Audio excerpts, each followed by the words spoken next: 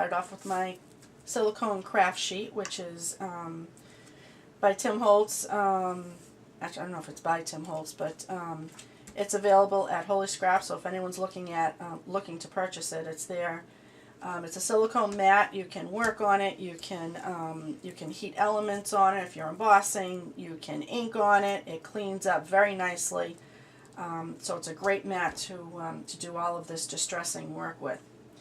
I started with distress inks. I used aged mahogany and mustard seed, and these are by Tim Holtz, Ranger. And what I did was I pounced my color down on the mat, pounced my yellow down on the mat, and I don't overlap them. They have their own separate little areas on the silicone mat. And then I take a mister. This one's also by Ranger, and it's a mini mister, and it gives a nice fine spray. You wanna give this a nice spray of water. These inks work very, very well with water. It really brings out the color, and it gives you a nice watercolor feel for your papers that we're going to be inking up in a minute. So spray this down, and you want to see the color puddling up, just like that. Now, I used an old book I had, a thesaurus. I have about 3 or 4 of them. This one was outdated, so I started tearing the pages out and using those. What I did was I used my Mavi punch, and I punched out some flowers. There's the large, there's the and the medium, and those are the ones that I'm going to be inking up to use on my page. So what I do is now I just lay the piece in, let it get nice and inky, and put it aside to dry.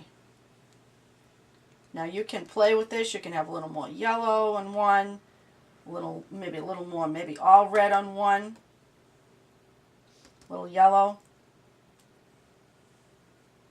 This is a lot of fun to do. You can swirl it around if you want. That kind of mixes up the color a little bit. And then what you do is you're going to take your heat gun.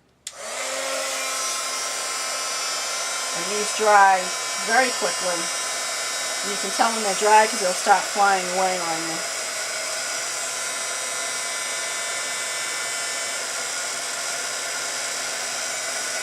Look how fast they dry.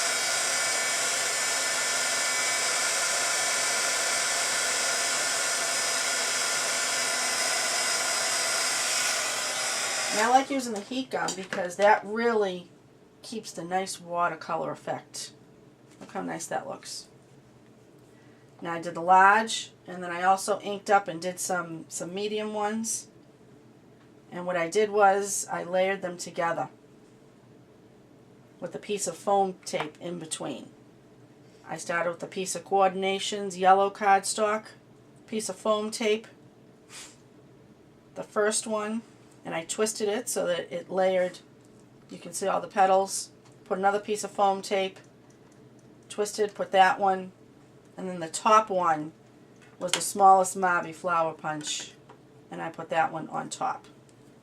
So once again, with all the foam tape in between, you can see the flower comes out very nicely.